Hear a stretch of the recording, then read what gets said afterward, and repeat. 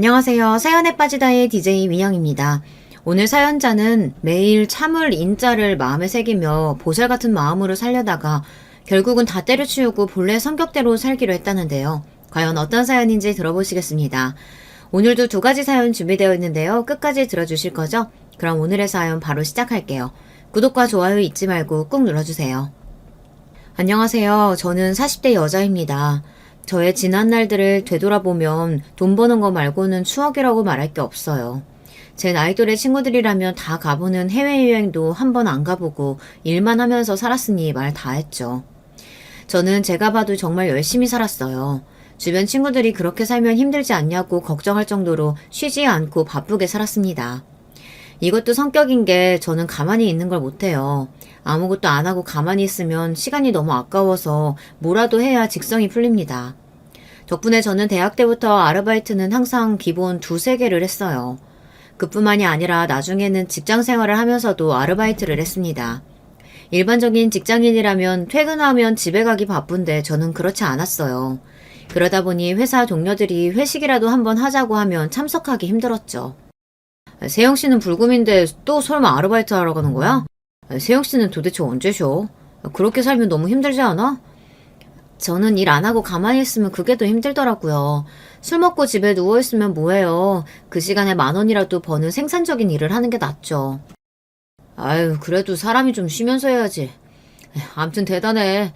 난 세영씨처럼 살라고 하면 하루도 못 버틸 거야. 저는 잠자는 시간도 아까워서 항상 새벽 5시에 일어나 밤 12시에 잠이 들었어요. 짬만 나면 나가서 돈 버는 게 일상인 사람이라 회사에서 퇴근하면 간단하게 저녁 먹고 저녁엔 식당에 나가 아르바이트를 했어요. 주말에도 집에만 있기 지루해서 부동산에서 집을 보여주러 다니는 아르바이트도 했습니다. 같이 일하던 동료들은 그런 저를 이해하지 못했습니다. 출근해서 일만 하고 집에 가도 힘든데 어떻게 또 일하러 가느냐고요.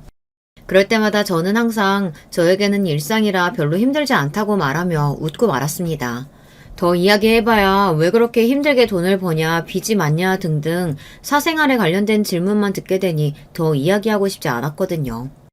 저도 알아요. 동료들이 제 앞에서는 대단하다, 부지런하다 라고 하면서 칭찬하지만 사실 제 뒤에서는 동료들끼리 저에 대해 좋지 않게 쑥덕거린다는 걸요. 제가 지나가다가 탕비실에서 사람들끼리 제 이야기하는 걸 들은 적이 있었어요. 내가 주말에 뭐 하냐고 물어보니까 글쎄 주말에는 부동산에서 아르바이트 한다는 거 있지? 도대체 돈을 얼마나 벌려고 저렇게 악착같이 사는 거야? 그러니까 집에 빚이 엄청 많나? 그러지 않고서야 어떻게 저렇게 살 수가 있어? 그리고 자세히 보면 가방이나 신발 같은 것도 매일 같은 것만 신고 다니잖아. 아휴, 저 나이에 저렇게 지질이 궁상으로 사는 거 보면 좀 안쓰럽다. 한창 좋을 땐데.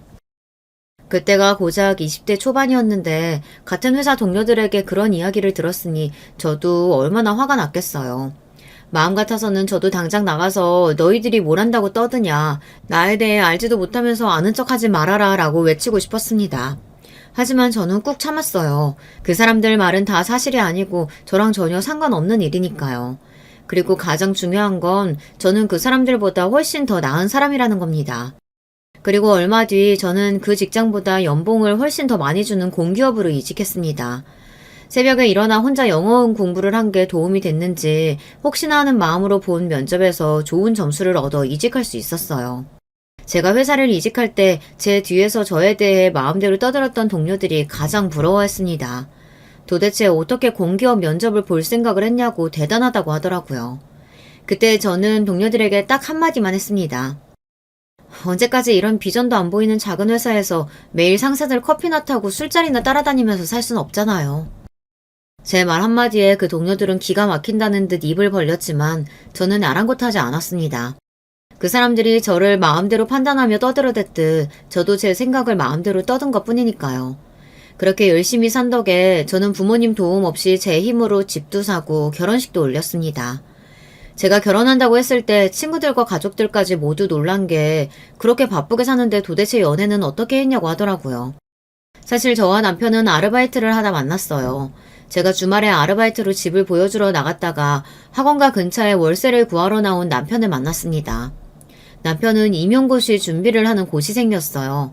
남편은 체육 선생님이 꿈이라고 하더라고요. 남편은 보증금이 너무 없어서 그 보증금에 맞춰서는 반지하랑 옥탑방밖에 없었어요. 하루 종일 같이 집을 보러 다녔는데 그때 남편과 둘이 나눈 대화들이 너무 좋아서 서로 가까워졌습니다. 남편은 직장을 다니면서도 주말까지 일하러 나온 저에게 대단하다고 했고 저는 미래를 위해 열심히 공부하는 남편이 멋있게 보였습니다. 저와 남편은 힘든 시기를 함께 보냈습니다. 저는 새로 들어간 회사에 적응하면서도 남편을 챙겼어요. 남편은 저와 만난 지 2년 만에 꿈을 이뤘습니다. 본인의 꿈대로 체육 선생님이 됐어요. 첫 학교에 부임받은 지 얼마 되지 않아 남편은 저에게 프로포즈를 했습니다. 저희는 결혼을 했어요. 저와 남편은 그렇게 평생을 행복하게 살 줄 알았어요. 그런데 결혼이라는 게 둘만 좋다고 살 수 있는 게 아니더군요. 저는 결혼 초기부터 시어머니와의 사이가 어려웠어요. 저 나름대로는 시어머니와 잘 지내고 싶어서 노력했지만 소용없었습니다. 남편이 결혼 전부터 이야기해서 남편네 집안이 많이 보수적이고 고지식하다는 이야기를 듣기는 했지만 이 정도일 줄은 몰랐어요. 저희 친정부모님도 시골분들이라 고지식하다면 어디 내놔도 빠지질 않는데 친정부모님보다 연세도 젊으신 분들이 훨씬 더 고지식하더라고요. 결혼하고 깜짝 놀란 게 시댁은 아직도 여자 남자 밥을 따로 먹어요. 1년에 2번 명절 때마다 시아버지의 형님인 큰집에 가서 제사를 지냅니다. 큰집이 포항이란 명절마다 기차표를 예매해서 온 가족이 내려가야 합니다. 명절이니 가족을 만나러 포항까지 가는 거야 그러려니 해요. 그런데 그 가는 길이 쉽지 않습니다. 몇십 년째 명절이면 같은 길을 가면서도 시부모님은 매번 명절마다 싸워서 분위기가 좋지 않습니다. 도대체 이 짓을 언제까지 해야 하는 거야? 돈도 없어서 명절 보내기도 힘든데 내려갈 때마다 기차표에 형님들의 용돈에 애들 용돈까지 이게 다 뭐 하는 짓인지 모르겠다니까. 형님이랑 형수님이 매년 고생하시는데 동생으로서 그럼 그 정도도 못해? 아유, 말은 잘해요. 그렇게 동생 노릇 자식 노릇 잘하고 싶으면 돈을 벌어야 할 거 아냐. 젊어서도 사업 다 말아먹고 처자식 고생시키더니 늙어서도 어째 나아지는 게 하나도 없냐? 애들 앞에서 꼭 그렇게 돈돈 해야겠어?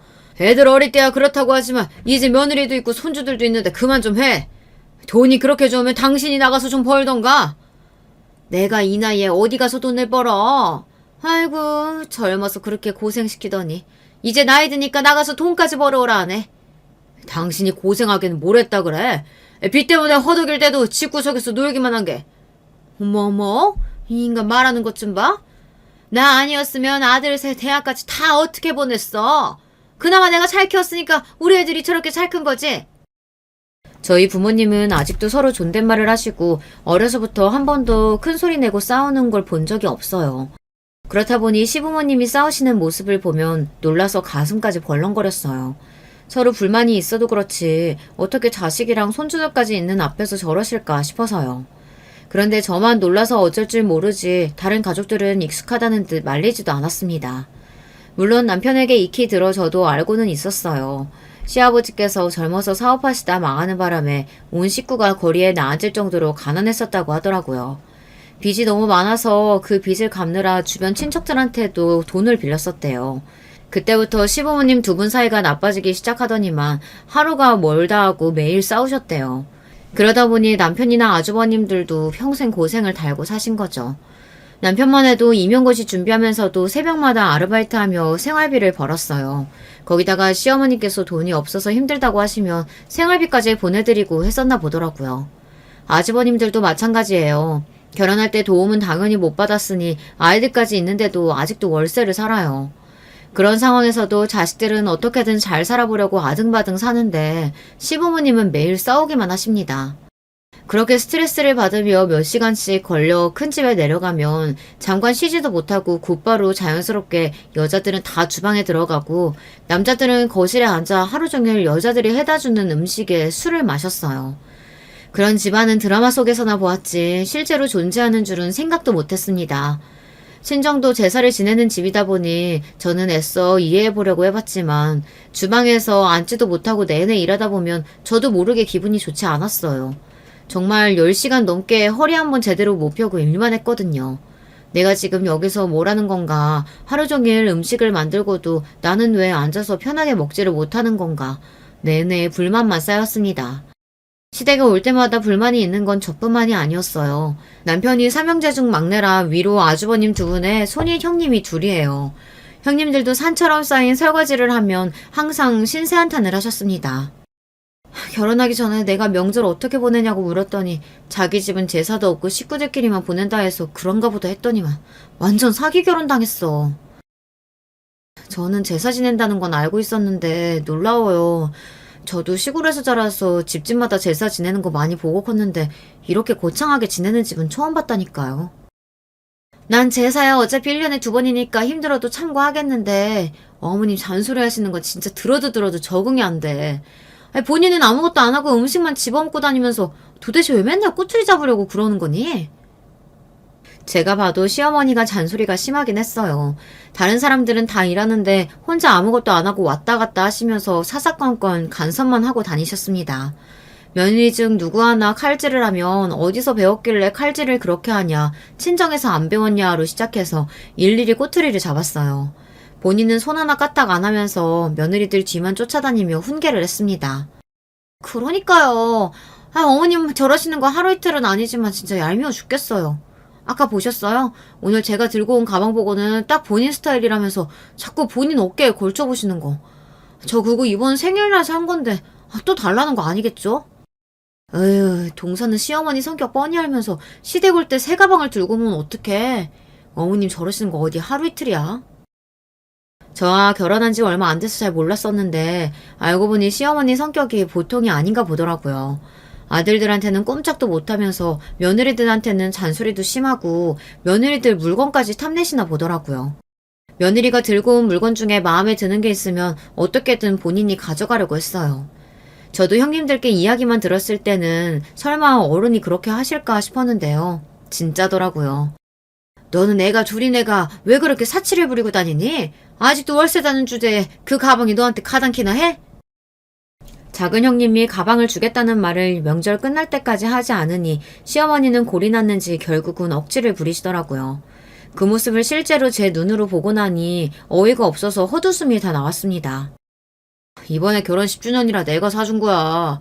엄마도 필요하면 내가 사드릴 테니까 괜히 심술 부리지 마요. 진짜? 우리 아들이 나도 사줄 거야? 그럼 나는 저거보다 더 비싸고 좋은 걸로 사줘. 엄마는 높은 거 알지? 순간 저와 형님들 모두 동시에 눈이 마주쳤어요. 조금 전까지 월세 어쩌고저쩌고 하시더니만 그런 아들한테 더 비싼 가방을 사달라는 게 말이 되나요? 아무리 시어머니라도 어쩜 며느리들도 있는 앞에서 저럴 수가 있나 싶어서 얄미워도 너무 얄미웠습니다. 시간이 지나고 보니 그 정도는 애교에 불과했습니다.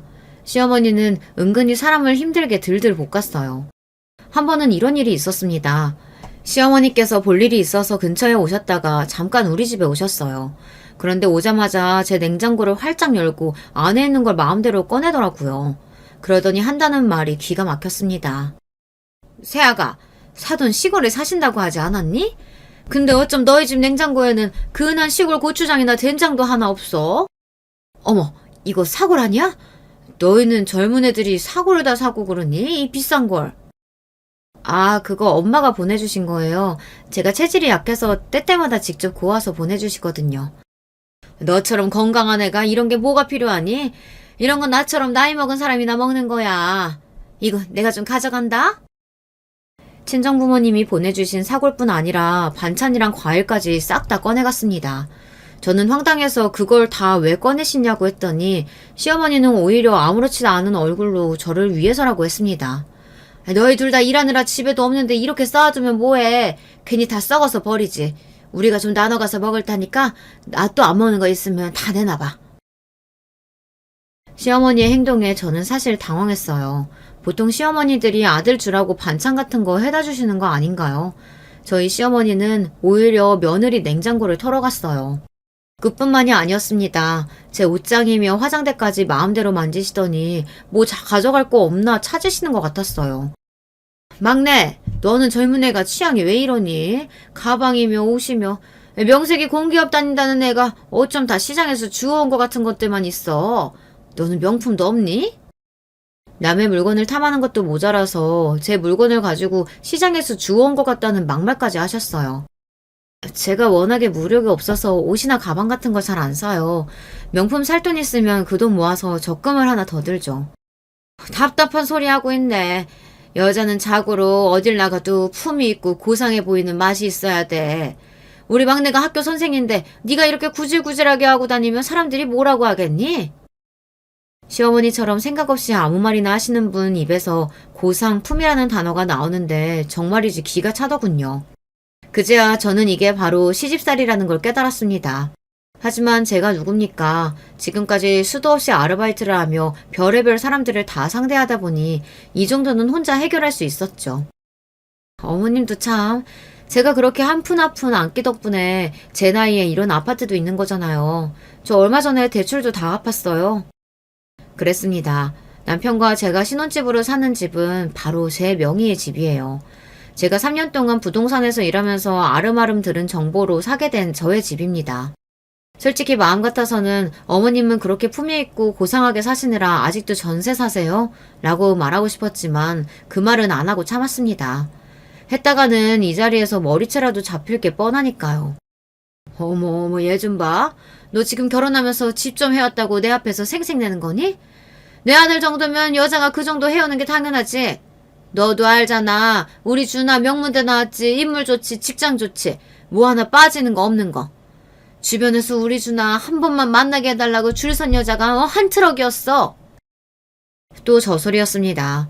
제가 처음 결혼하겠다고 시댁에 인사 갔을 때도 시어머니는 똑같이 저 소리를 했어요. 주변에서 제 남편 소개해달라고 한 사람들이 한 트럭인데 그중에 대학 교수 딸내미도 있고 대기원 임원 딸도 있다고요.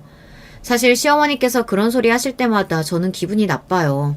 당연히 저야 남편을 사랑하지만 저도 어디 가서 빠지는 조건은 아닙니다. 대학이야 남편보다 좋은 대학을 나눈 건 아니지만 연봉도 제가 더 높고 재산도 제가 훨씬 많아요. 남편도 평생 전세만 살다가 저와 결혼하면서 아파트에 살아본다고 좋아했습니다. 그런데 자꾸만 시어머니께서 본인 아들만 잘났다고 우기시니 좀 듣기 싫더라고요. 제가 별 호응 없이 입을 삐죽거리고 있었더니 시어머니도 기분이 상했는지 눈을 흘기시고서는 우리 집에서 턴 물건들을 가지고 그대로 돌아가셨어요. 그 이후로도 시어머니는 여전했습니다. 저를 만날 때마다 제 길을 꺾으려고 하셨어요. 사실 형님들에게 이미 들은 게 있어서 저는 시어머니의 만행에 대해서 익히 알고 있었어요. 시어머니는 지금까지 한 번도 직장을 다녀보신 적이 없답니다. 중학교를 졸업하고 바로 남의 집에 들어가서 식모살이를 몇 년 하시다가 시아버지를 만나고 결혼하고 바로 아들 셋을 낳으셨다고 하더라고요. 아들 셋을 낳고 키우는 동안 집안 사정이 좋지 않았는데도 시어머니는 일을 안 하셨대요. 물론 시아버지가 워낙 권위적이고 고지식하셔서 시어머니가 돈 버는 일까지 하고 싶지 않았을 수도 있겠죠. 자식 키우는 일이나 집안일은 온통 시어머니의 차지였을 테니까요. 하지만 일을 안 해보셔서 그런지 사회생활이 어떤지를 전혀 모르세요. 저희 시댁 아주머님들이나 형님들 그리고 우리 집까지 모두 다 맞벌이에요. 애들 키우면서도 형님들이나 저나 계속 직장생활을 했습니다. 애도 봐주시는 분들이 없어서 애까지 키우면서 다들 힘들게 버티고 있어요. 그런데 시어머니는 아무 생각 없이 며느리들을 아무 때나 오라가라 하셨어요. 시어머니와 며느리 셋만 들어가 있는 단톡방도 있어요.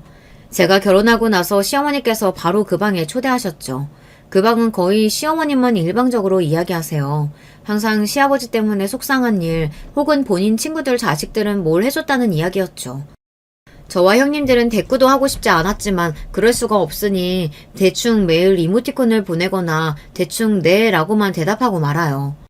그러던 어느 날이었어요. 그 단톡방에 시어머니께서 웬 일정을 하나 보내시더라고요. 그러고는 연달아 날짜만 3개가 찍혀 있었어요. 그러더니 하시는 말씀이 기가 막혔습니다.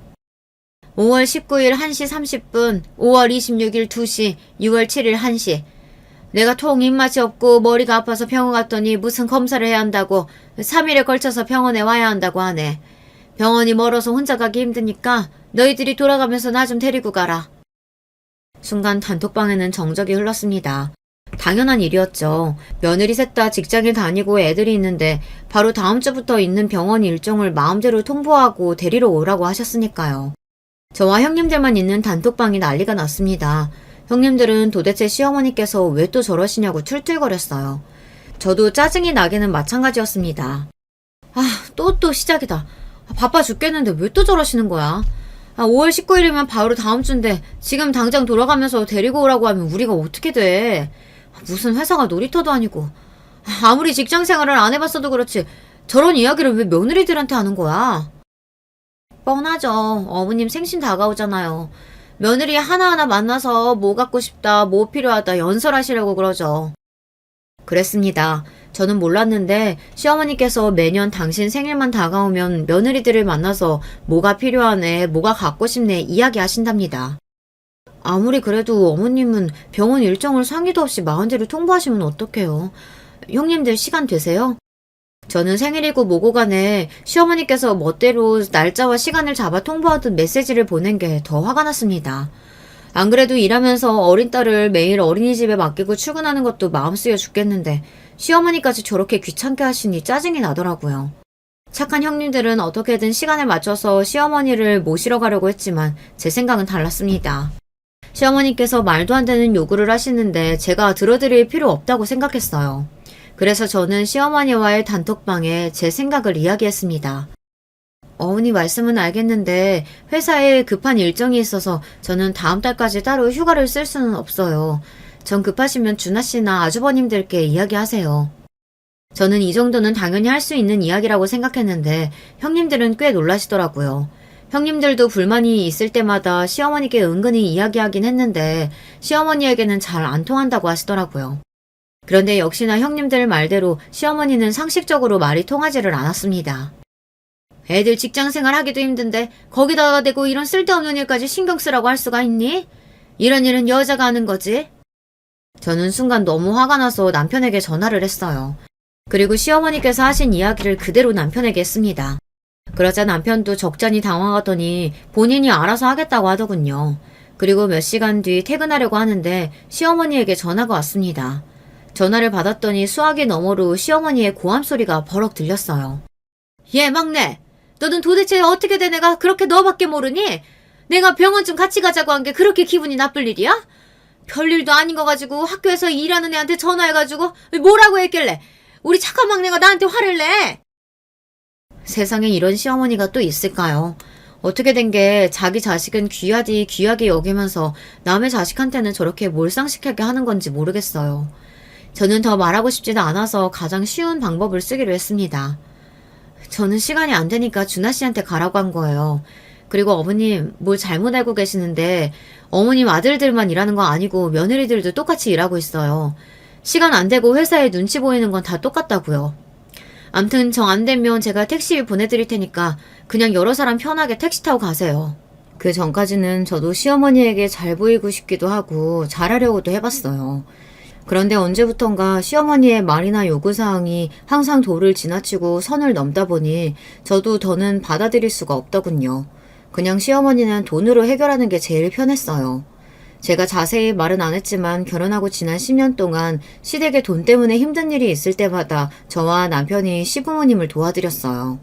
다른 형제들도 조금씩 생활비를 도와주시는데도 시어머니는 항상 돈이 없다고 하셨죠. 시아버지께서 공장을 운영하시긴 하시는데 그게 잘 안 되는지 시어머니에게 생활비를 전혀 안 주신다고 하더라고요.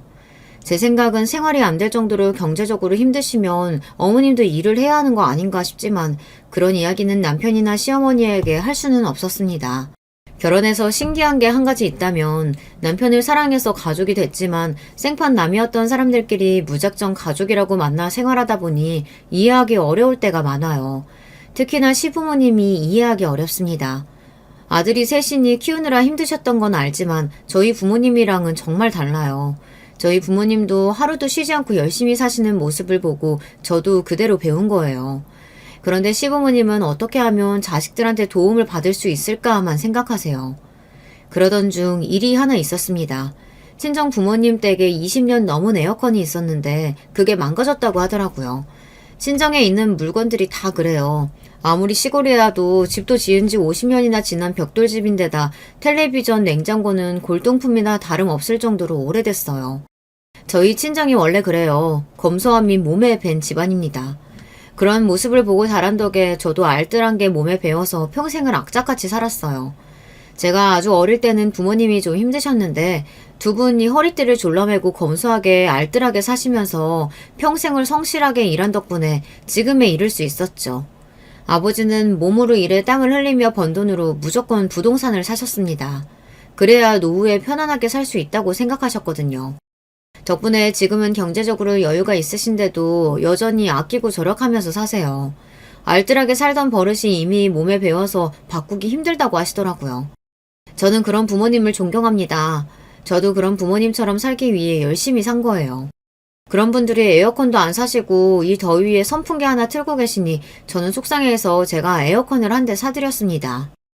아이고, 선풍기면 되는데 무슨 에어컨을 사고 그랬어. 엄마는 에어컨 차가운 바람 싫어서 안 사는 거야. 정말 괜찮으니까 환불해.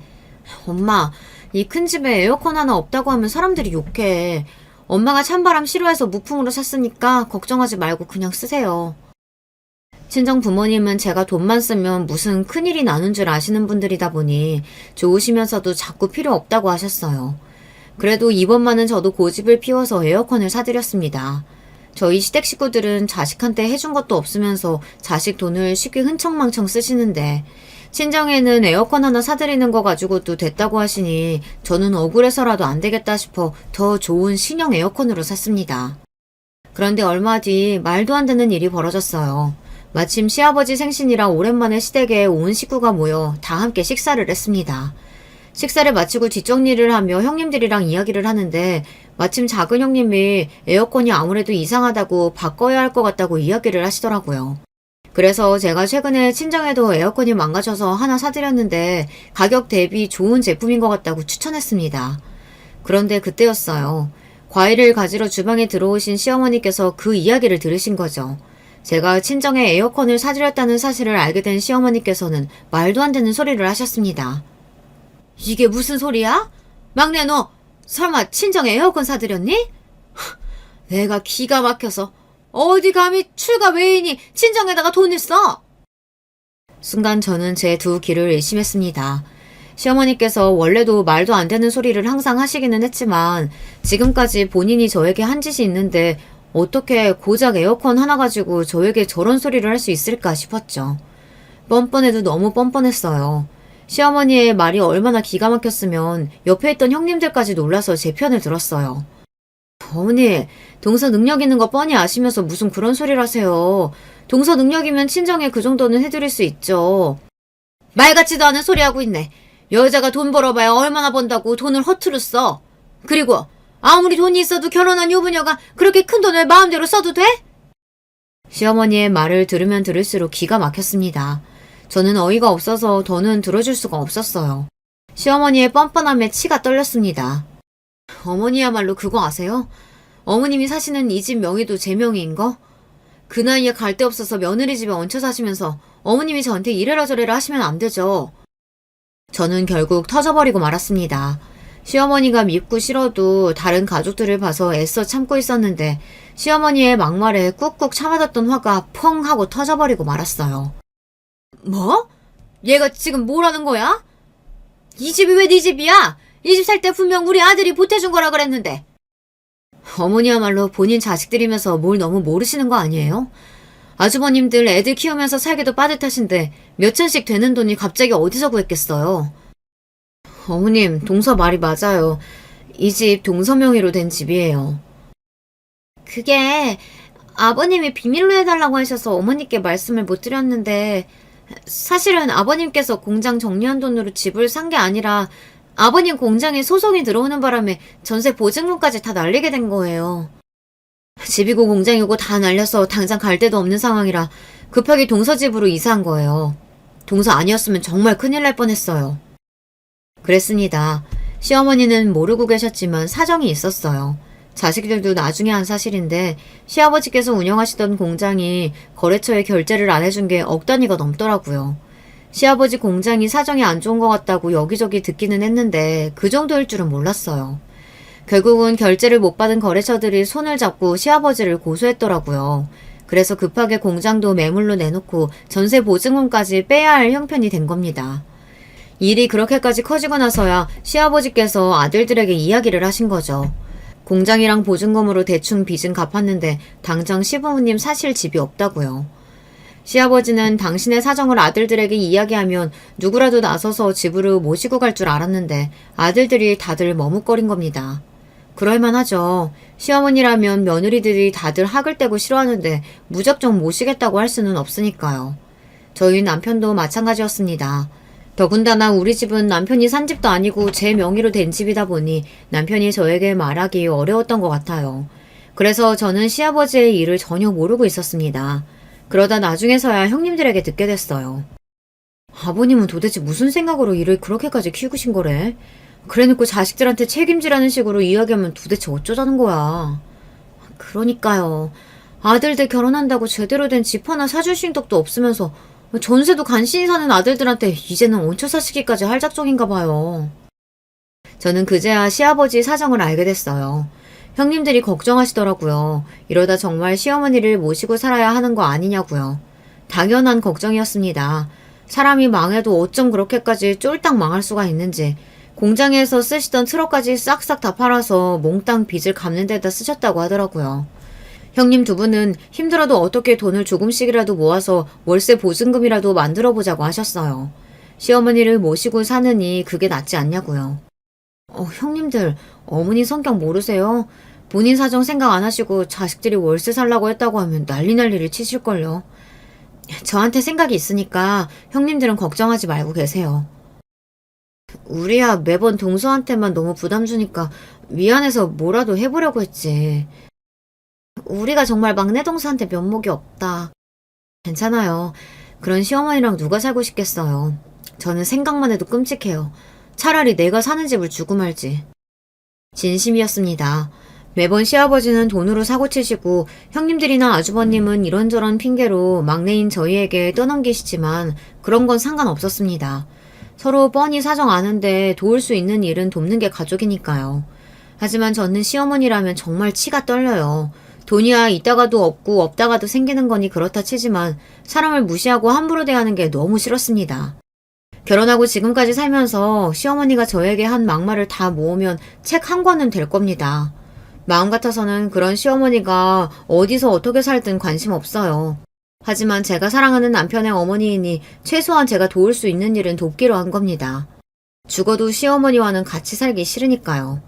형님들과 헤어지자마자 저는 곧장 남편에게 연락했습니다. 그러고는 왜 그런 중요한 일을 이야기하지 않았느냐고 따져 물었어요. 형님들 만나서 내가 얼마나 당황했는지 알아? 식구들 다 아는 얘기를 나한테 안 하면 어떡해. 안 그래도 우리 집 일 때문에 매일 당신한테 부담 주고 힘들게 하는데 어떻게 또 아버지 망했다는 말을 해. 이번엔 형들이 알아서 한다고 했으니까 기다려보자. 남편은 저를 생각해서 말 안 했다고 하지만 어차피 제가 알 일이었어요. 형님들이 알게 되시면 당연히 저한테 이야기하실 테니까요. 형님 중 누구도 시어머니를 모시려고 하지 않을 테니 같은 며느리인 제가 모를 수가 없었죠. 기다려봐야 소용없어. 아주버님들이 돈이 어딨다고 해결을 해. 애들 키우기도 빠듯한데. 마포에 있는 내 집 안 그래도 곧 있으면 전세 끝나니까 거기 전세 끝났는 대로 어머님 아버님 들어가서 사시라고 해. 저는 구구절절 말할 것도 없이 그냥 제 생각을 이야기했습니다. 괜히 서로 배려하려고 말을 빙빙 돌려봐야 답은 하나밖에 없으니까요. 마포집 장인어른이 당신 앞으로 해주신 집이잖아. 거길 어떻게 어머니 아버지 들어가서 사시라고 해. 장인어른이 알게 되시면 어쩌려고. 월세도 아니고 계속 전세 줬던 집이라 괜찮아. 그리고 이제는 내 명의로 된 내 집인데 뭐 어때. 어머님 아버님 지금 당장 계실 데도 없는데 나한테 그 집이라도 있어서 다행이지 뭐. 사실 제가 결혼하기 전에 친정아버지께서 저에게 집을 하나 증여해 주셨어요. 결혼 선물이라고요. 저도 제가 산 집이 있다 보니 아버지에게 집을 안 받겠다고 했었어요. 저한테 집 있는데 뭐하러 또 주세요. 마포 집은 아버지가 사신 집이니까 아버지가 전세 주시든 월세 주시든 하시면 되죠. 아이고, 이 아버지 공평한 사람이야. 너희 오빠 장가도 할 때도 똑같이 해줬으니까 너도 똑같이 해줘야지. 마포 집은 너 결혼하면 주려고 진작 사둔 집이니까 네가 전세를 주든 팔아서 결혼 자금으로 쓰든 알아서 해. 당시에는 괜히 죄송스러운 마음에 못 이기는 척 집을 받았지만 속으로는 사실 너무 좋았어요. 아버지께서 주신 마포집은 두기만 해도 계속 집값이 오르는 상황이라 가지고만 있어도 이익이었거든요. 나중에 그 집은 제 자식을 주든 노후 자금으로 쓰든 하려고 전세를 주고 있었어요. 그런데 어쨌든 급한 상황에 쓸 수 있어서 다행이라고 생각하고 좋은 마음으로 시부모님을 위해 도와드렸습니다. 그 이후 시아버지는 곧바로 시어머니에게 공장을 정리했으니 이사하자고 하셨어요. 공장을 정리한 돈으로 집을 샀다며 둘러대고 마포 집으로 들어간 거죠. 당시에 가족 모두가 시어머니에게 비밀로 한 건 시아버지께서 부탁하셨기 때문이에요. 젊어서도 사업 망해서 가족들 고생이라는 고생은 다 시켰는데 또 공장이 망한 걸 시어머니께서 알게 되면 시어머니께서 시아버지를 가만히 안 둘 거라고 하셔서 당분간만 비밀로 하기로 한 거예요. 때가 되면 시아버지께서 시어머니에게 이야기하겠다고 하셨거든요. 하지만 시아버지는 시어머니에게 말할 생각이 없어 보였어요. 제가 집이 아까워서 이야기한 게 아니에요. 아무리 생각해도 시어머니고 시아버지고 너무 염치가 없으신 것 같아 화가 나 터트린 겁니다. 어이구 이 인간아. 그 나이에 할 짓이 없어서 또 사업을 말아먹어? 내가 쪽팔려서 할 말이 없다. 도대체 얼마나 날린 거야? 집이랑 공장까지 다 날린 거야? 아니, 공장이라고 매일 하면 할수록 적자인데 그럼 어떡해? 그래도 우리 며느리 하나는 잘 얻어서 이렇게 좋은 집까지 얻어서 살고 있는데 당신은 생각도 없이 왜 자꾸 애들을 괴롭혀? 당신이야말로 얼른 막내한테 사과해. 시어머니도 불쌍하긴 불쌍해요. 남편이라고 철딱서니가 없어서 매일 사고만 치고 수습할 줄은 모르니 평생 고생만 하면서 사신 게 눈에 훤하거든요. 하지만 시어머니는 연민도 아까웠어요. 입만 열었다 하면 막말을 퍼부으시는 게 일상이었거든요. 사과는 무슨 사과야. 이게 다 당신 때문에 이렇게 벌어진 일인데 내가 미쳤다고 돈 좀 있다고 시어머니 앞에서 싸가지 없으니고는 저런 거한테 사과를 해. 그리고 며느리 집이면 엄연히 잘난 내 아들 집인 거지. 내가 우리 아들네 집 살면서 며느리 눈치를 왜 봐? 여자가 시집 왔으면 이 정도는 당연한 거지. 시어머니는 성질만 있지 현실을 몰라도 너무 몰랐어요. 저는 기가 막혀 헛웃음이 다 튀어나오더군요. 어머님이 몰라도 뭘 너무 모르시네요. 이 집이 왜 어머님 아들 집이에요? 엄연히 제 이름으로 된 제 집인데요. 여자가 아무리 잘나도 집안에 가장이 따로 있는데 그게 무슨 소리 하는 거야? 네 집이면 당연히 네 아들 집이지. 시어머니는 끝까지 제 말귀를 못 알아들으시고 본인 이야기만 하셨어요. 아무래도 이 기회에 시어머니의 못된 말버릇을 고쳐도 고쳐야 할 것 같아 저도 최후의 방법을 썼습니다. 좋아요. 어머님은 잘난 아들들 있으시니까 앞으로 아들들한테 다 알아서 해달라고 하세요. 저는 내일 바로 부동산에 가서 전세 들어올 사람 있는지 알아봐달라고 할 테니까. 저는 제 할 말만 하고 시댁을 나와버렸습니다. 그리고 저는 남편과 아주버님들에게도 말했어요. 내일 바로 집 내놓을 테니까 그런 줄 알라고요. 그러자 아주버님들과 남편이 시어머니에게 난리를 쳤나봐요. 어쩌자고 저에게 그런 소리를 했냐고요. 마포집 나오면 엄마 아버지 지금 당장 갈 데나 있어? 며느리들이 다들 어머니 싫다고 아무도 안 모시겠다고 하는데 도대체 어쩌라고 그래? 뭐야? 내가 싫어서 아무도 나를 안 모셔? 웃기고들 있네. 내가 내 아들들이랑 살겠다는데 지까지 것들이 뭐라고 나랑 사내만에 그래? 큰애야, 오늘부터 우리는 너희 집으로 가야겠다. 시어머니는 정말 아무것도 모르세요. 본인이 살자고 하면 아들들이 네 알겠습니다 할 줄 알았나 봐요. 엄마 무슨 소리 하는 거야? 이제 하다 아들 이혼까지 시키려고 그래? 애들 엄마가 어머니 모시고 살 바에 이혼해서 애들하고 나가서 산대. 시어머니는 이 상황이 괘씸하다며 울분을 토로했지만 소용없었습니다. 작은 아들이나 막내 아들인 제 남편도 상황은 똑같았으니까요. 아무도 시어머니를 모시겠다고 하지 않았어요. 어이구, 예편내가 그동안 며느리들한테 어떻게 했길래 이래? 당장 막내한테 연락해서 빌어. 그래야 계속 그 집에 살 수 있을 거 아니야. 시아버지마저 시어머니의 속을 박박 긁자 화가 나다 못해 충격까지 받으신 시어머니는 그대로 알아 누웠다고 하더라고요. 저는 신경도 쓰지 않았습니다. 시어머니는 현실을 좀 아셔야 해요. 그리고 며칠 후 믿기지 않는 일이 벌어졌어요. 시어머니께 연락이 왔습니다. 내가 이 나이 먹도록 누구한테 잘못하고 살았다는 마음을 먹은 적이 없었는데 그 일 있고 나서 혼자 많이 생각했다. 내가 막내, 너한테 잘못했어. 생각지도 못한 전화였습니다. 아무리 그런 일이 있었어도 시어머니는 변하지 않을 거라고 여겼어요. 시어머니라면 또 뻔뻔한 얼굴로 나타나서 집이 누구 집이든 네가 무슨 상관이냐. 네 집이면 내 아들 집인 거지. 싫으면 네가 내 아들하고 이혼해라. 이렇게 소리칠 줄 알았는데 웬일로 저에게 잘못했다며 사과라는 걸 하시더라고요. 저는 믿기지 않아서 다시 한번 시어머니에게 물었습니다. 어머님 설마 지금 저한테 사과하시는 거예요? 그래. 남편이고 아들들이고 제대로 자기 앞가림 하나 못하고 사는 놈들인데 며느리인 네가 열심히 산 덕분에 내가 그 덕에 도움 많이 받았어. 너한테 지질이 궁상이라고 한 거, 그리고 친정에 에어컨 좀 사드렸다고 화낸 거, 내가 다 미안하다. 내가 살기가 힘들어서 괜히 스트레스를 너한테 풀었나 봐. 사과하신다는 분 목소리가 저보다도 훨씬 컸지만 그것만으로도 저는 신기했어요. 시어머니 성격에 본인이 한 말에 대해 인정하고 사과한다는 게 쉬운 일은 아니었을 테니까요. 이제라도 아셨으면 앞으로는 그러지 마세요. 형님들이나 저나 착하니까 어머님 성격 받아들인 거지. 다른 며느리들 같으면 벌써 자식이고 남편이고 다 두고 도망갔을 거예요. 시어머니가 큰 목소리로 시원스레 이야기하신 것 같아도 끝을 얼버무리는 게 민망하고 창피하신 것 같더라고요. 저는 애써 시어머니께서 민망하실까봐 어울리지 않게 능청을 떨었습니다. 아유, 그래, 알았어. 앞으로는 내가 며느리들 떠받들어 보시면서 살 테니까 다들 기대해라. 시어머니는 마치 선전포고하듯 소리를 지르시곤 전화를 끊어버렸어요. 그날 이후 시댁에는 많은 변화가 있었습니다. 시아버지께서 저지른 만행을 시어머니께서 아시게 됐으니 시어머니의 권력은 더 강해졌어요. 그리고 시어머니께서는 그 권력을 이야기하신 대로 며느리를 위해 쓰셨습니다. 주제도 안 되는 인간이 사업한다고 나대더니만 결국은 또 망해서 자식들 고생시켜. 앞으로 당신은 우리 집 가장 아니니까 집안일은 당신이 알아서 해. 그리고 앞으로 나는 제사 보이콧이야. 내가 평생 고생하면서 제사상 차렸으면 그만이지. 우리 며느리들까지 고생 안 시킬 거니까 그런 줄 알아. 시어머니의 화가 시아버지에게 다 넘어간 것 같긴 하지만 어쨌든 시어머니께서 며느리들에게 잘해주겠다는 약속은 여전히 잘 지키고 계세요. 덕분에 앞으로 명절엔 큰 집에 가지 않고 시댁에서 간소하게 우리끼리 보내기로 했습니다. 가족끼리 여행을 가기도 하고 외식을 하기도 하고 있어요. 어제는 우리가 하루 종일 차리고 설거지 했으니까 오늘은 남자들이 하는 거 어때요? 어머 동서, 너무 좋은 생각이다. 우리도 하루는 쉬어야지.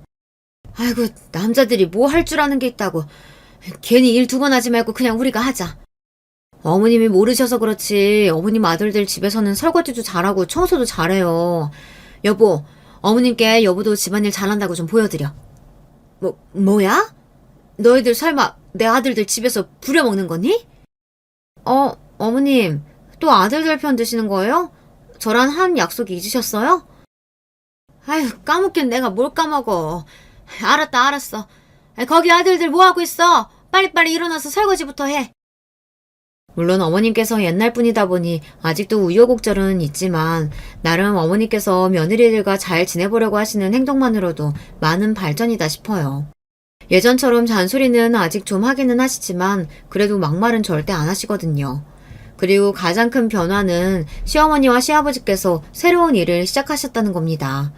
시어머니는 노인 일자리 센터에 다니시며 아르바이트 자리를 구해 소소하게 일을 하러 다니시고 시아버지는 아시는 분 공장에서 경비 일을 시작하셨어요.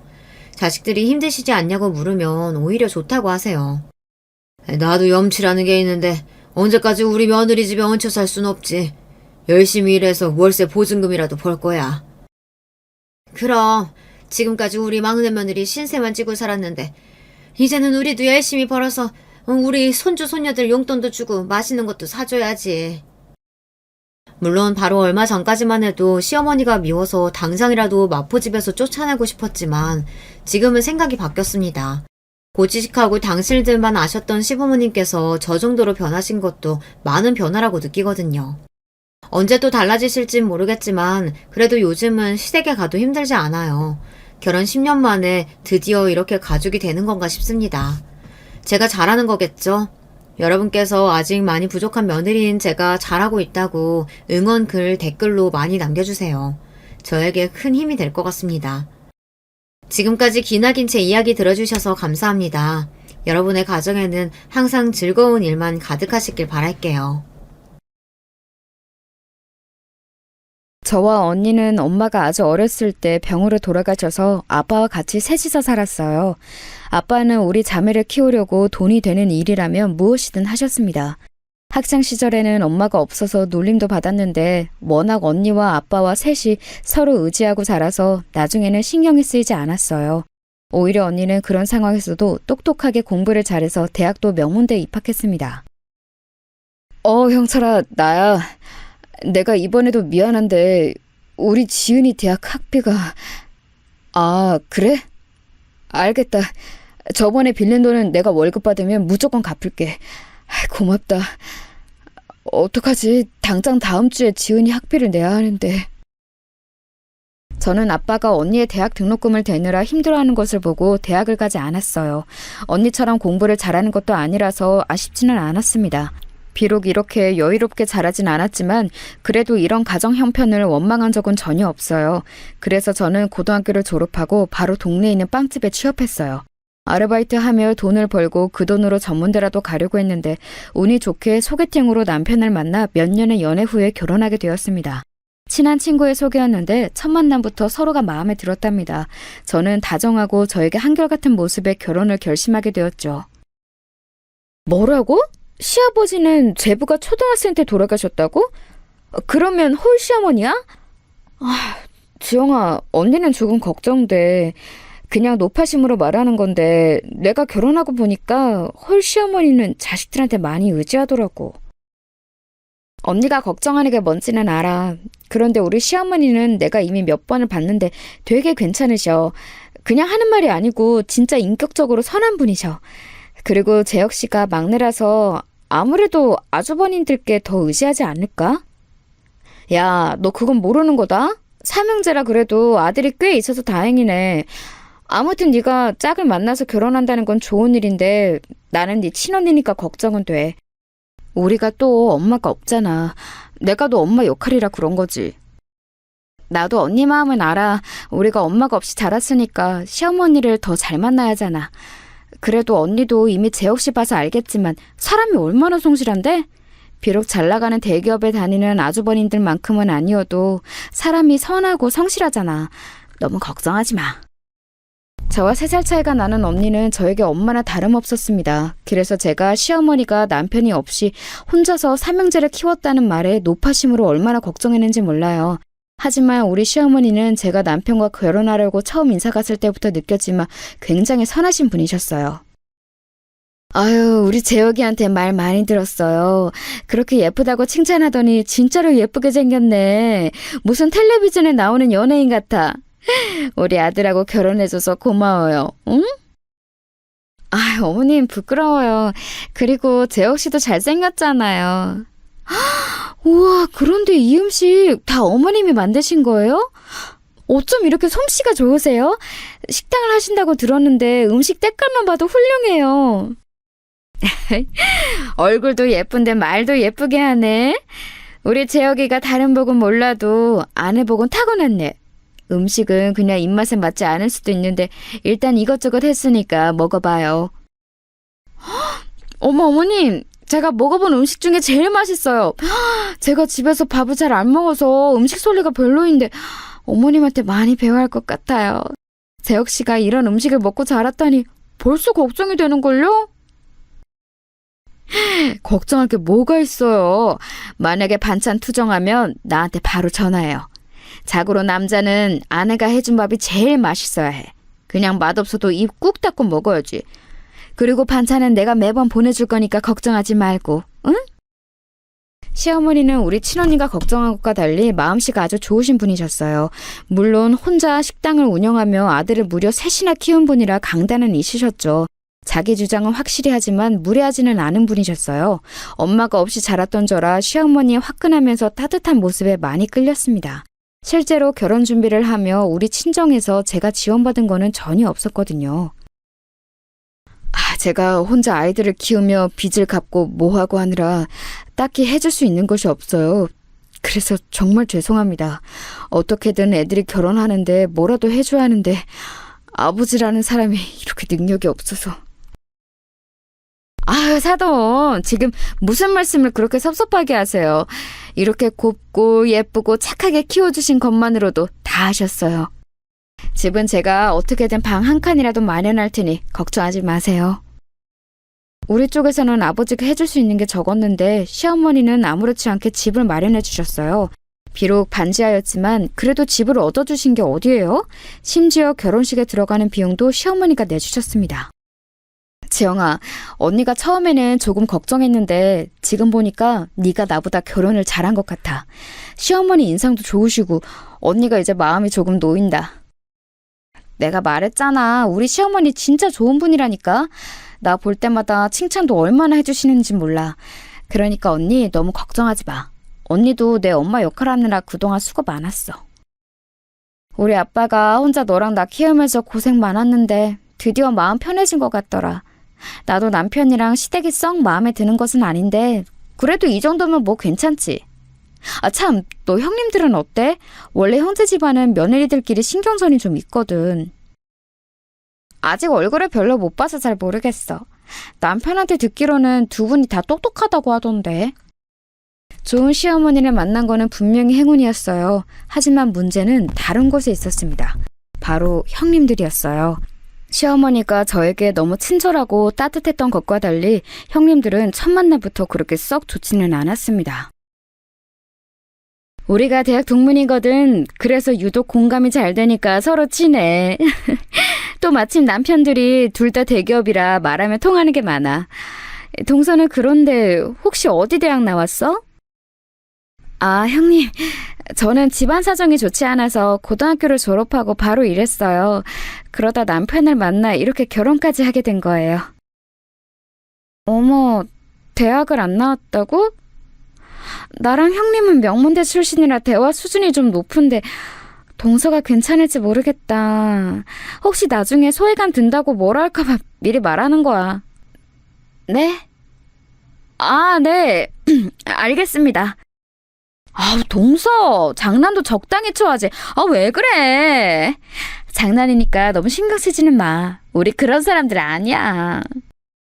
사실 첫 만남에 저렇게 말하는 경우가 많지 않잖아요. 아무리 장난이라고 해도 장난이 아닌 게 눈에 보였어요.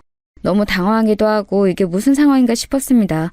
대놓고 자기들은 명문대고 동문이라 틱나다고 선을 긋는 모습에 어안이 벙벙했어요. 그렇지만 그때는 결혼하면 막상 만날 일이 적어서 최대한 저만 잘하면 되겠다고 생각하고 넘겼습니다. 제가 먼저 다가가면 형님들도 마음을 열 거라 생각했어요. 물론 그 생각은 제 오산이었습니다. 물론 결혼하고 형님들은 대놓고 저를 무시하지는 않았어요. 그냥 두 분이 유난히 친한 것은 맞았지만 그렇다고 저를 따돌리거나 일부러 소외감을 들게 하지는 않았습니다. 다만 시어머니를 약간 무시하는 태도가 있어서 불편했어요. 얼마 전에 텔레비전에서 보니까 나 같은 늙은이들도 해외여행을 다니더라. 나는 중학교까지만 나오고 그 뒤로는 집안이 어려워서 일만 했거든. 그래서 나중에 늙으면 프랑스나 독일 같은 유럽에 가보고 싶어. 거기도 영어를 쓰지? 영어 공부도 해야겠다. 어머님, 독일은 독일어를 쓰고 프랑스는 프랑스어를 써요. 물론 영어도 세계 공용어라 쓰긴 하지만 해외라고 다 영어만 쓰고 그러는 거 아니에요. 아, 그러니? 영어만 잘하면 갈 수 있을 줄 알았는데 그게 아니야? 가서 말도 안 통하면 어떡하지? 그냥 가지 말아야 하나? 간단한 인사랑 기본 표현만 익혀서 가면 되죠. 그것도 싫으시면 패키지로 가세요. 그렇게 어려운 건 아니잖아요. 어차피 나가면 쓰는 표현만 쓰니까 괜찮아요. 아유, 하긴 너희는 공부를 잘해서 쉽겠다. 요즘은 여자들도 대학을 나온 사람이 많아서 똑똑한 사람이 많아. 나도 우리 가게 단골들한테 우리 며느리는 명문대 나왔다고 자랑하잖니. 며느리들도 며느리 나름이죠. 저희도 뭐 막내 며느리는 대학 못 나왔잖아요. 저랑 형님이 명문대 출신이죠. 그래도 막내 며느리가 얼마나 착하니. 대학이 뭐가 그리 중요하겠어. 그냥 사람 됨됨이가 제일 우선이다. 사람은 심정을 곱게 써야 성공하는 거야. 어머, 우리가 얼마나 열심히 공부해서 대학에 들어갔는데요. 어머니 섭섭해요. 오히려 요즘에 대학을 안 나오는 사람이 더 적어요. 너도 나도 일단 전문대라고 나오더라고요. 이런 대화가 이어지면 저는 자리에 앉아있는 게 너무 불편했어요. 그래서 일부러 슬그머니 일어나 화장실에 가서 있거나 부엌에서 요리하는 척을 하고는 했습니다. 형님들이 유독 본인들이 나온 대학에 자부심이 넘치는 사람들이었거든요. 제가 그래도 이때 별말 안 하고 넘어간 이유는 바로 시어머니였습니다. 혼자 민망해서 자리에서 일어나 딴청을 피우면 시어머니는 꼭 저를 찾아오셨어요. 아가, 미안하다. 내가 괜히 해외여행 얘기를 꺼내서 또 대학 얘기가 나오게 했네. 우리 막내 며느리도 똑똑한데 말이야. 대학이 다가 아닌데. 그렇지? 마음 상했다면 미안하다. 아니에요. 어머님이 뭐가 미안하세요? 저는 괜찮아요. 그리고 저는 대학 안 나온 거 그렇게 부끄럽게 생각하지 않아요. 어머님 말씀대로 사람 됨됨이가 중요한 거죠. 남편도 그렇게 말했어요. 항상 생각하는 건데 내가 우리 막내한테 지원을 제일 적게 해줬거든. 아무래도 형들한테 먼저 투자하느라. 그런데 제일 여자 보는 눈은 좋은 것 같아. 아무튼 다음부터는 내가 더 말조심하마. 아유, 어머님, 저는 그냥 이런 순간만 참으면 되니까 진짜 신경 쓰지 마세요. 괜찮아요. 어머님이 오히려 이렇게 말씀해 주시니까 저는 감사해요. 제가 기가 센 형님들에게 위축되는 상황이 발생하면 시어머니는 늘 저를 감싸주셨어요. 남편이 저에게 잘하는 것은 당연했고요. 그래서 신혼 때는 그렇게 스트레스가 크지 않았답니다. 본격적으로 제가 스트레스를 받기 시작한 것은 바로 임신하면서 시작했어요. 동서 임신했다며. 나랑 둘째 동서는 아기 가지는 게 그렇게 힘들었는데 동서는 한 번에 자연으로 임신이 됐다며? 부럽다. 진짜 아무 생각 없이 살아야 그렇게 되나 봐. 형님은 초기에 유산했고 나는 아예 안 생겨서 인공수정을 시도했잖아. 그런데 동서는 어떻게 그렇게 바로 생기지? 신기하다. 혹시 모르니까 동서도 몸조심은 해. 네, 병원에서 제가 난소가 좋다고 하더라고요. 남편 나이도 젊고 그래서 운이 좋았나 봐요. 별일만 없으면 큰 문제 없이 출산할 수 있을 거래요. 지금 그러면 동서는 나랑 내 남편이 임신이 어려웠던 이유가 늙어서 그랬다는 거야? 말을 왜 그렇게 하는 거야? 지금 누구 놀려? 그러니까 내 말이. 그래. 우리는 동서보다 늙어서 난소 안 좋아. 동서는 어려서 좋겠다? 우리도 만약 대학에서 죽어라 공부 안 했으면 빨리 아기 가질 수 있었을걸? 네? 그런 뜻이 아니에요. 오해하신 것 같은데 저는 그냥 의사 선생님이 말씀하신 대로 말한 거예요. 기분 나쁘셨으면 죄송해요. 형님들은 제가 한 번에 임신에 성공했던 게 그렇게 안 이꼬웠나 봐요. 전혀 그런 뜻으로 말한 것이 아닌데 저에게 유난히 공격적으로 대하곤 했습니다. 이런 현상은 아기를 낳고 시간이 흐르며 아이가 자라면서 더 심해졌어요.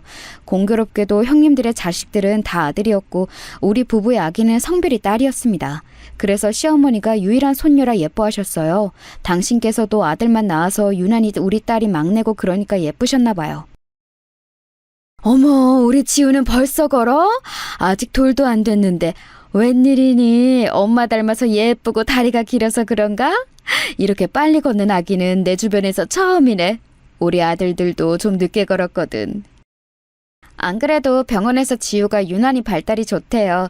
저랑 남편은 그냥 지우가 건강하기만 하면 바랄 게 없어요. 그런데 이렇게 쑥쑥 자라주니까 너무 고맙죠.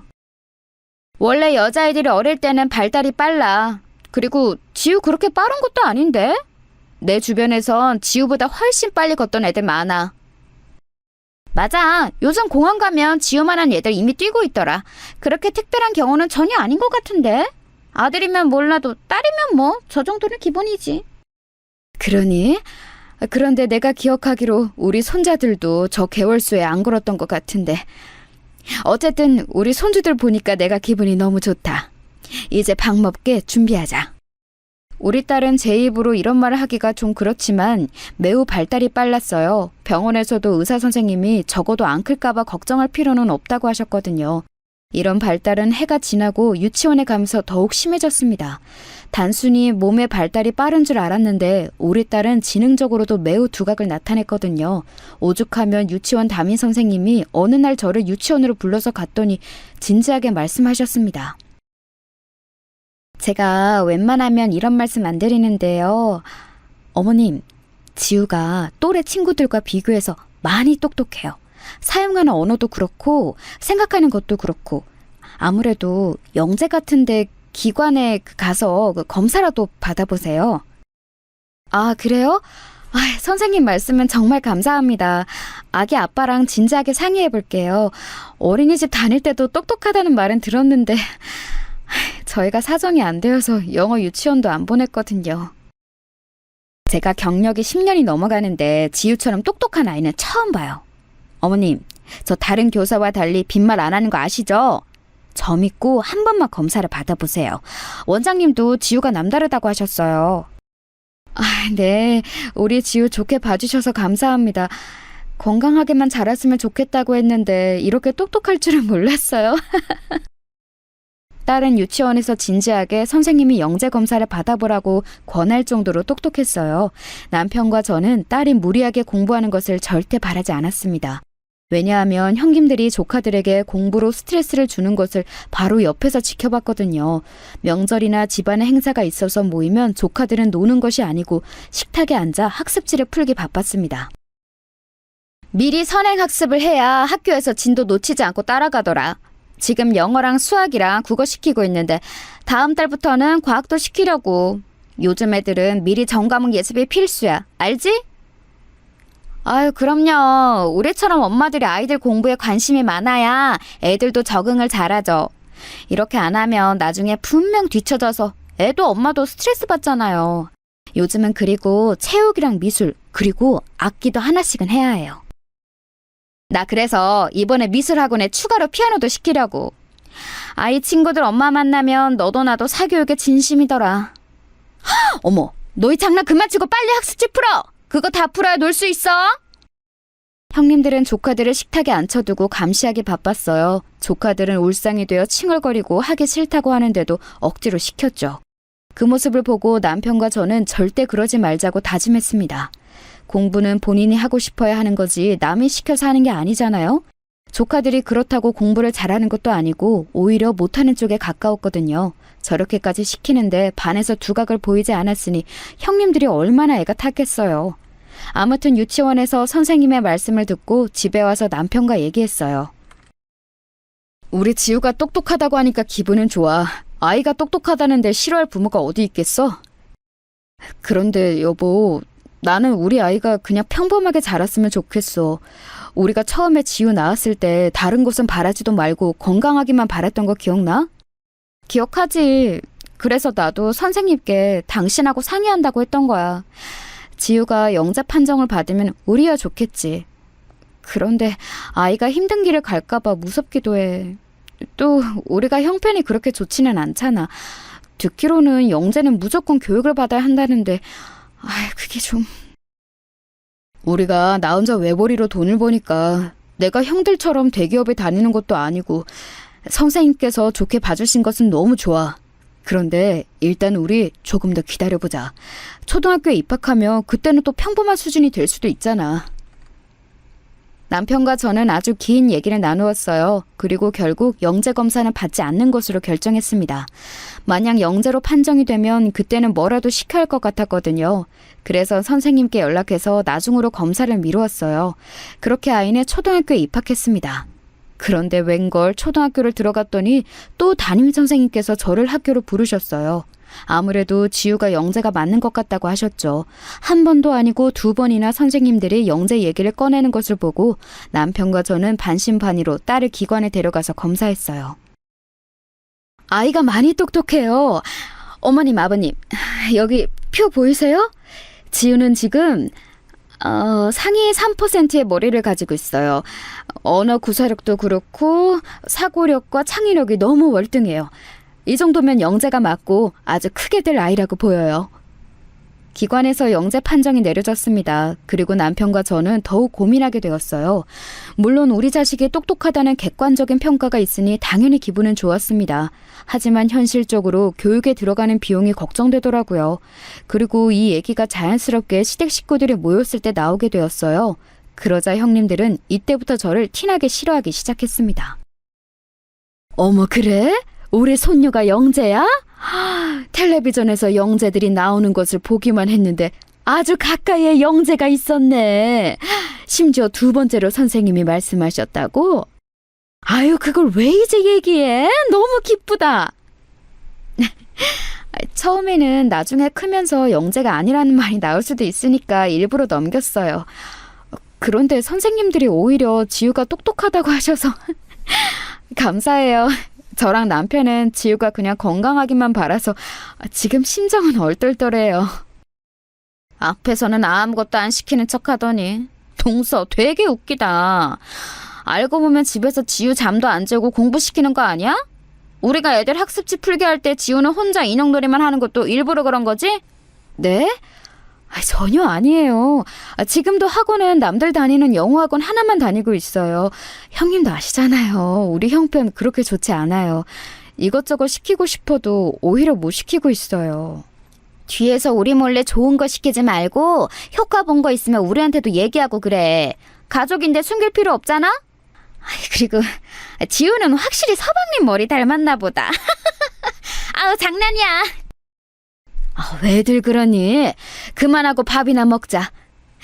나는 우리 손주들이 똑똑하고 건강해서 너무 행복해. 자, 이제 공부 얘기는 하지 말고 즐거운 얘기를 하자. 제가 어쩌다 우리 지우가 영재 판정을 받았다고 하니 형님들은 너무 티가 나게 견제하더라고요. 그도 그럴 것이 시댁에 모이면 조카들은 영어 단어를 외우고 수학 학습지를 풀고 심지어 무슨 인터넷 강의까지 보느라 바빴어요.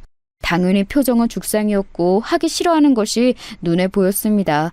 그렇게 불편한 시댁 모임이 끝나고 집에 갔는데 시어머니에게 연락이 왔습니다.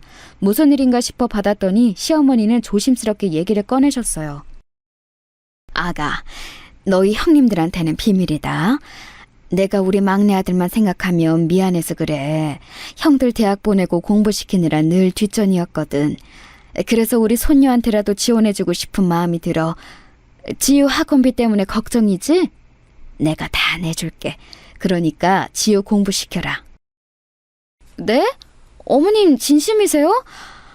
그러면 저랑 남편은 너무 감사하죠. 그런데 이렇게 그냥 받아도 될까요? 남편하고 얘기할 때도 계속 지우가 크면서 학원비가 많이 들어갈 텐데 그걸 감당할 수 없을 것 같아 고민이었거든요. 내가 식당을 이렇게 매일 나가는 이유가 뭐겠니? 우리 가족들 행복하게 살길 바라서 그런 거지. 우리 막내가 어려서부터 똑똑했는데 형들에 밀려서 크게 지원 못 해준 게 내 한이란다. 그러니까 너희 형님들한테는 말하지 말고. 알겠지? 어머님 감사합니다. 진짜 이 은혜 절대 잊지 않을게요. 남편하고 얘기하고 다시 연락드릴게요. 너무 감사해요.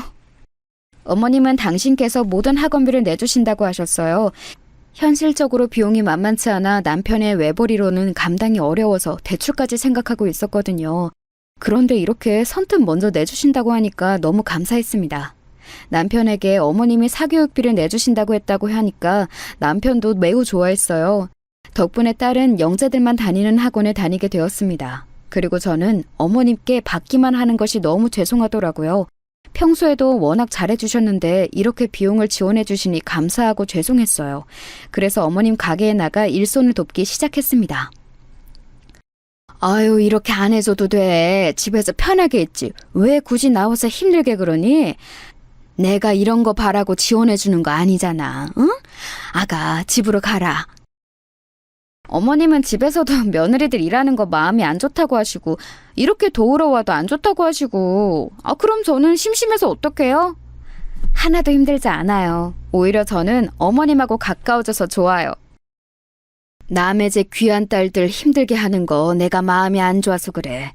나야 평생을 일하며 살았으니 괜찮지만 굳이 이렇게 안 도와줘서 우리 막내 며느리 마음씨 좋은 건 나도 알아. 어머님, 저도 어머님 돕고 싶어서 그러는 거예요. 손님 몇 분이세요? 3명이요? 3명이시면 이리로 와주세요. 어머님, 저 주문 받으러 갈게요. 바쁘다 바빠. 어머님은 실제로 며느리들에게 웬만하면 일을 시키지 않으셨어요. 집으로 모여도 당신이 다 알아서 하셨고 식당에는 오는 것도 마다하셨습니다. 형님들은 그래서 어머님 가게에 왔던 것도 손가락으로 꼽을 정도로 적다고 했어요. 그런데 저는 그러질 못하겠더라고요. 결혼할 때 집도 한 채씩 해주시고 명절이나 행사 때도 어머님이 거의 혼자 모든 음식을 다 하셨어요. 그뿐만이 아니고 손주들을 워낙 예뻐하셔서 올 때마다 용돈도 두둑하게 주셨죠. 아이를 낳을 때마다 모든 며느리에게 아들들 몰래 용돈을 주셨고 당신 아들들보다 며느리들을 더 챙기셨어요. 특히 엄마 없이 자란 저에게 시어머니는 시어머니가 아니고 이제 친정엄마나 다름없었습니다. 이걸로 백화점 가서 옷도 사입고 그래, 응? 이렇게 가게 일까지 도와줘서 고마워서 주는 거니까 사양하지 말고 받아. 여기, 자, 이제 빨리 집에 가라. 어머님 안 돼요. 안 그래도 지우 학원비도 다 내주시면서 이렇게 저까지 어떻게 돈을 받아요? 저도 이런 거 바라고 돕는 거 아니니까 다시 가져가세요. 이러면 저 안 나와요? 아이고, 내가 주고 싶어서 그래. 내가 딸이 없어서 이제 지영이 너는 그냥 내 딸이야. 엄마가 딸한테 용돈도 못 주니? 섭섭하다. 제가 더 섭섭해요. 어머님 저번 주에도 형님들한테 용돈 주셨죠? 우리 며느리들 그만 챙기고 어머님이야말로 옷을 사 입으세요. 이왕 말 나온 김에 저랑 같이 쇼핑 가요. 항상 며느리들을 챙기게 바쁘셨던 시어머니는 막상 본인은 별로 욕심이 없으셨어요. 그래서 제가 시어머니를 모시고 백화점에 갔더니 너무 좋아하시더라고요. 우리 막내 며느리 덕분에 내가 이런 호강도 하네. 나는 항상 길거리를 걷다 보면 엄마랑 딸이 팔짱 끼고 돌아다니는 게 그렇게 부럽더라고. 그런데 지영이 너랑 다니니까 이제 그런 딸 가진 엄마들이 안 부러워. 저랑 이제 좋은 곳 많이 다녀요.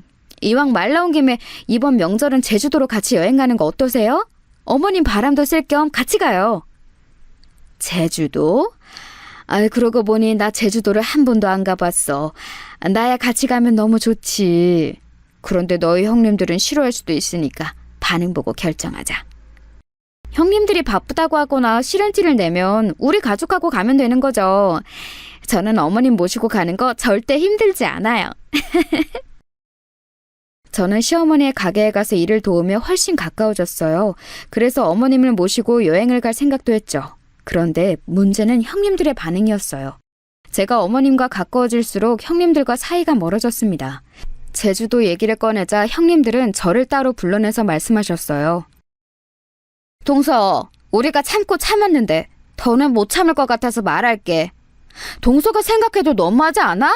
그렇게 혼자 어머님 가게 일 돕는 것까진 알겠는데 여행은 뭐야? 도대체 왜 그러는 거야? 저는 어머님이 워낙 며느리들에게 잘해주시잖아요. 그래서 너무 감사한 마음에 그런 거였어요. 그리고 혹시 몰라서 말하자면 형님들은 가게 안 나오셔도 돼요.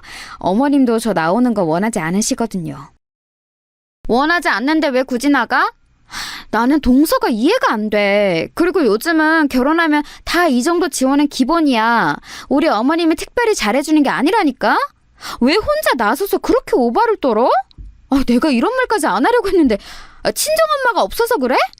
네? 형님, 무슨 말씀을 그렇게 심하게 하세요? 제가 아무리 엄마가 없어도 그거랑 이거랑 무슨 상관인지 모르겠어요. 그리고 여행 가기 싫으시면 안 가시면 되잖아요. 제가 대신 효도하겠다는데 왜 형님들이 그렇게 기분 나빠하시는지 모르겠어요. 지금 딸 공부 잘한다고 기세 등등해서 그러는 거야? 영재가 뭐 그렇게 특별한 줄 알아? 그거 중학교 가면 말짱 도루묵 되는 경우 한두 번이게? 동서 지금 딸 때문에 콧대 높아서 아무것도 안 보이나 본데 행동 똑바로 해. 네? 여기서 갑자기 우리 지우 얘기가 왜 나와요? 그리고 저랑 남편은 지우가 영재가 더 아니라고 해도 아무 상관이 없어요. 저야말로 형님들처럼 아이한테 스트레스 주면서 공부시키고 싶지 않은데요? 뭐? 참나. 형님, 얘 말하는 거 봐요. 진짜 위아래도 없나? 이래서 고절은 안 된다니까요. 수준이 맞아야 대화를 하지. 격 떨어져. 형님들도 수준이 높은 대화를 하는 건 아니던데요? 저도 참을 만큼 참았어요. 저한테 뭐라 하시는 거야? 제가 참으면 되는데 왜 자꾸 어머님하고 딸 얘기를 꺼내서 논점을 흐리는지 모르겠어요. 조용히 해. 가진 것도 없고 공부도 못하면서 뭐가 그래 잘났다고 난리야? 됐어. 그래, 제주도는 동서 부부가 알아서 모시고 다녀와. 형님들과 대화하며 그동안 참았던 게 확 터졌어요. 그리고 결국 제주도는 우리 부부가 모시고 다녀오게 되었습니다. 시어머니에겐 그냥 형님들과 아주버님들이 워낙 바빠서 어쩔 수가 없다고 둘러댔어요. 시어머니는 처음 가는 제주도에 상당히 기분이 좋아 보이셨습니다. 바다색이 어쩜 이렇게 맑고 깨끗하지? 나중에 시간 되면 첫째랑 둘째 가족들도 데리고 오자. 이번에는 시기가 안 맞아서 어쩔 수 없었지만 말이야. 그나저나 돌아갈 때 우리 며느리들 선물을 사가야겠어. 애들 돌보느라 바빠서 여행도 못 가잖니. 심지어 시어머니는 형님들에게 선물을 사서 가셨어요. 이렇게 며느리들을 위하는 시어머니가 어디 있겠어요? 형님들은 요즘은 기본으로 시댁에서 다 해준다고 하던데 아무리 제 주변을 둘러봐도 이런 시어머니는 없었어요. 그리고 남들도 그렇게 한다고 받는 것을 당연하게 여기면 안 되잖아요. 그래서 저는 이렇게 제가 시어머니를 모시고 다니는 게 불만이었던 적이 한 번도 없었습니다. 그러다 사건이 터지게 되었어요. 시어머니가 어느 날 심각하게 온 가족을 다 부르고 가족회의를 해야 한다고 하셨습니다. 내가 이번에 건강검진을 했는데 초기 치매라고 하더라. 어쩐지 얼마 전부터 정신이 오락가락하고 몸이 말을 듣지 않더니 지금은 멀쩡하지만 나도 모르게 정신이 팔려서 환청이 들리기도 하고 헛소리를 하기도 해. 그래서 가게도 접어야 할 것 같고 무엇보다 혼자 사는 것은 무리 같다. 엄마가 치매 판정을 받았어요? 그래도 초기에 발견해서 다행이에요. 모시는 문제는 아들들끼리 상의하고 결정할게요. 엄마는 아무 걱정하지 마세요. 맞아요. 엄마가 혼자 우리 아들 3명 키우고 지금도 손주들 뒷바라지하느라 그동안 너무 고생하셨어요. 이제 우리가 갚을 차례예요. 어머님은 당신께서 치매 판정을 받았다고 하셨어요. 사실 시어머니가 제주도를 다녀온 이후로 자꾸 이상 행동을 하시곤 하셨거든요. 자꾸 했던 말을 까먹으시고 정신을 제대로 차리지 못하는 모습이 종종 보였습니다. 남편과 둘이 혹시 치매 아닌가 걱정했는데 그 걱정이 현실로 바뀌었죠. 시어머니의 폭탄 발언 이후 어머님 없이 자식들 부부만 모여서 얘기가 나왔어요.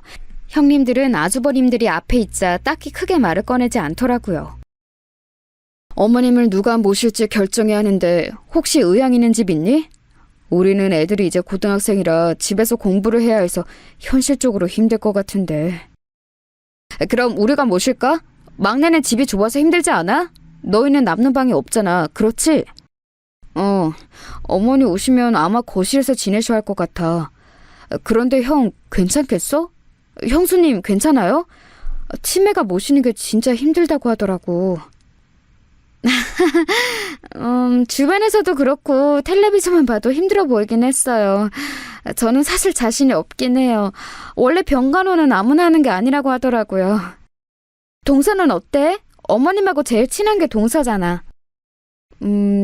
그런데 어머니가 워낙 당신에게 해준 게 많잖아. 우리도 많이 지원받았고 또 저번에 당신 친정빚도 대신 갚아주셨고. 여보! 지금 무슨 말을 하는 거야? 그 얘기가 여기서 왜 나와? 그렇게 치면 여기서 지원 안 받은 집이 있어? 저는 둘째 아주버님의 말을 듣고 깜짝 놀랐어요. 어머니가 알고 봤더니 둘째 형님의 친정 빚을 대신 갚아주셨더라고요. 이 대화를 통해 저는 확신하게 되었습니다. 어머님이 분명히 입을 꾹 닫고 모른 척하는 큰형님에게도 몰래 지원해 주셨을 거라는 사실을요. 분위기가 둘째 형님네가 모시는 분위기로 가자 둘째 형님은 크게 당황하는 모습을 보였습니다. 그렇게 그날 대화가 끝났는데 아니나 다를까 형님들은 또 저를 불러냈어요. 예상한 반응이라 덤덤하게 나갔더니 역시나 형님들은 대놓고 저에게 말했습니다. 동서는 왜 이렇게 얄미워? 거기서 어떻게 본인의 어머님 모시겠다고 말을 하나도 안 해? 왜? 막상 치매 걸린 어머님 모시는 건 힘드니? 진짜 사람 그렇게 안 봤는데 너무하네. 아주버님들이 말씀하셔서 제가 말할 타이밍이 없었어요. 그리고 어머님 모시는 건 둘째 형님이 하는 걸로 결정난 거 아니었나요? 동서, 지금 무슨 소리를 하는 거야? 아직 결정 안 났어. 제주도도 모시고 갔던 거는 동서잖아? 동서가 모셔야지 왜 내가 모셔? 말이 되는 소리를 해. 그렇게 평소에 둘이 잘만 다니더니 막상 아프니까 무시하는 거야? 그래, 동서는 어차피 하는 것도 딱히 없잖아. 나랑 둘째 동서는 워낙 바빠서 어머님 모셔도 제대로 못 돌봐. 그러니까 치매 걸린 어머님은 동서가 모셔. 우리는 사실 너무 곱게 자라서 아픈 노인을 돌보는 거 적성에 안 맞아. 뭐라고요? 여기서 곱게 자란 게 왜 나와요? 그리고 형님들은 어머님께 지원을 그렇게 받아놓고 어떻게 이렇게 바로 그러세요? 지금 우리 가르치는 거야? 누가 누굴 가르쳐? 고졸에 몸만 쓸 줄 알아서 하는 거라고는 어머님 가게 가서 돕는 게 전부잖아. 그럼 내가 지금 명문대까지 나왔는데 집에서 치매 노인을 모시라는 거야? 배운 게 없으면 조용히 하란 말이야. 말씀 너무 심하게 하시는 거 아니에요? 어머님이 형님네 친정 빚까지 갚아주셨는데 형님은 어떻게 그러실 수가 있으세요? 그래요. 그럼 제가 어머님 모실게요. 남편한테 말할 테니까 그렇게 하세요. 거의 강제로 어머님을 모시게 된 저는 너무 어이가 없었어요. 평소에 저를 싫어하고 무시하는 것은 이미 알고 있던 사실인데 막상 또 눈앞에서 들으니 속상했습니다. 받을 건 다 받아놓고 치매 걸린 어머님을 무슨 원수처럼 취급하는 모습에 제가 다 서운하더라고요. 저런 모습을 보자 제가 어머님을 도저히 둘째 형님네 집으로 보낼 수가 없었습니다. 너무 대놓고 싫어하는데 어머님이 같이 살면 어떤 취급을 당할지 눈에 보였어요. 그래서 남편에게 제가 모시겠다고 얘기했습니다. 뭐라고? 당신 진짜 괜찮겠어? 엄마는 당신이 모신다고 하면 당연히 좋아하실 거야. 당신은 며느리 중에 제일 살갑게 구는 건 맞잖아. 나는 당신에게 미안해서 먼저 모시자고 못했는데 정말 너무 고맙다. 우리 지우 학원비도 어머님이 내주시잖아.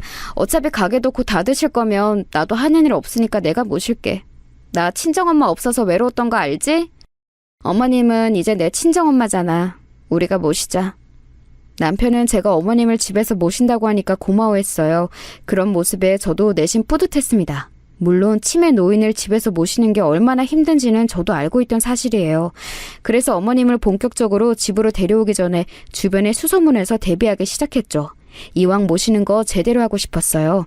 그리고 드디어 어머님이 우리 집으로 오는 날이 되었습니다. 어머님은 살던 아파트도 처분하고 우리 집으로 들어오셨어요. 표정이 묘한 어머님을 앉혀놓고 저는 준비한 말을 하기 시작했습니다.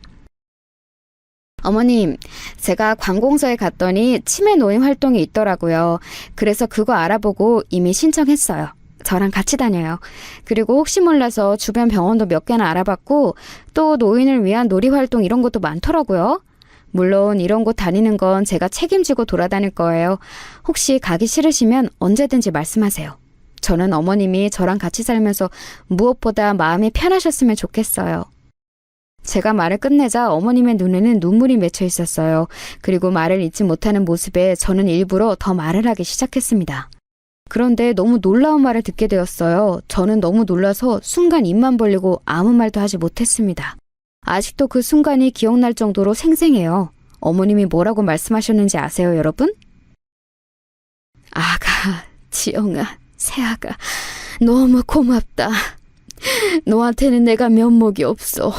이렇게 마음씨가 착한 사람이 내 며느리라니. 에이, 우리 어머님 또 왜 이러실까? 저한테 이제 어머님은 친정엄마라고 제가 말했죠?